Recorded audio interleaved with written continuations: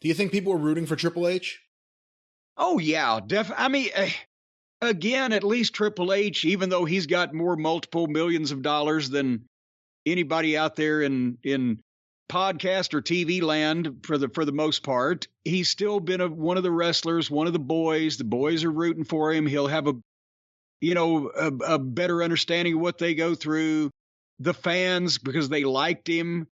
Vince was never a beloved figure in the WWF. Vince was the announcer, and it wasn't like he had the Lance Russell connection where we love you, Lance. No, he was the announcer, and then he became the evil Mr. McMahon for 25 years. So the really devoted WWE fans are going to be pulling for Triple H more than they would Vince, just because they want to see him succeed more than they would have had an investment in seeing Vince succeed. And when they first saw Vince, he was already a success.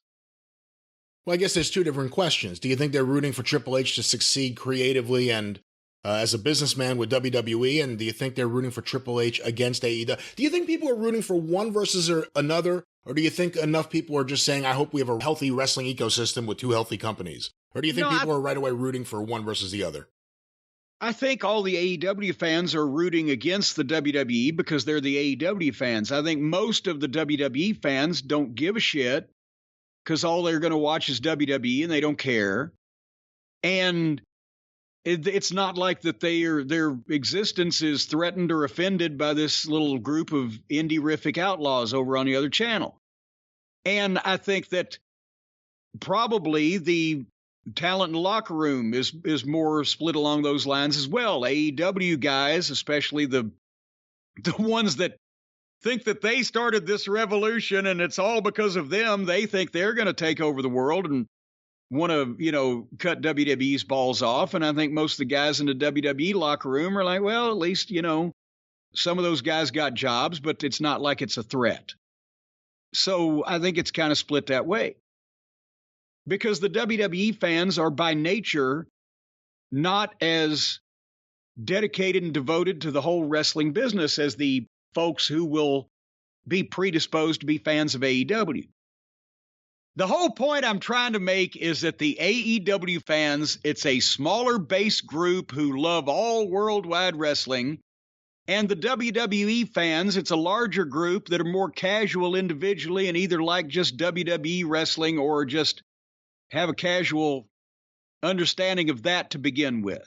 And so the AEW folks on both sides, or inside the locker room and in the stands, take it more personally, I believe, than the WWE side from both parts. Well, it's going to be interesting as we see a lot of issues in AEW, and we've been talking about them for a little while on the show. A lot of people are all of a sudden talking about issues. We've been talking about them for a little while, but as we're seeing that happening there, and we're seeing Triple H take the reins at WWE, it's a really interesting period of time right now because, like I said before, as soon as one of these guys jumps back or jumps to WWE, it's going to be really interesting how AEW reacts to that, how AEW fans and how AEW itself reacts to it. And you're talking about besides Cody, because that's already an established But that was before thing. Triple H took over. And that was before Triple H. And now the new regime is more wrestler friendly, and that's what the AEW talent was trying to go for, was a wrestler friendly environment where they can be free to pursue a life of religious freedom, right? Guys signed with NXT years ago to work with Triple H or be a part of that system under Triple H. A lot of guys were afraid of what would happen when they would get around Vince on the main roster because they knew. Well, now the worm has turned again.